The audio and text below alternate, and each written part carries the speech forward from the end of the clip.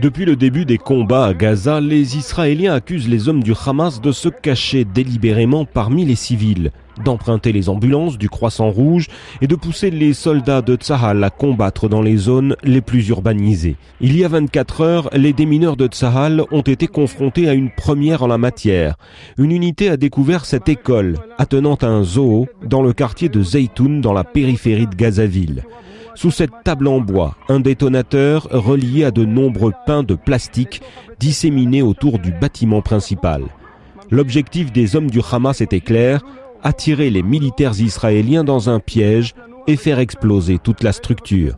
À la guerre comme à la guerre, sauf que cette fois cet établissement scolaire se serait complètement effondré.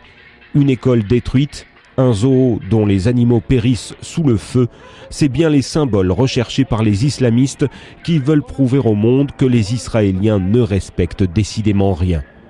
En suivant l'amorce du détonateur, ce démineur appelé à la rescousse par les fantassins de Tsahal indique aux caméramans les différents endroits où étaient cachés les explosifs. L'avancée massive et rapide de Tsahal a contraint les islamistes à abandonner les lieux plutôt que prévu. Les murs de cette école resteront donc debout, les animaux dans leur cage et les techniques employées par le Hamas à Gaza, mises à nu.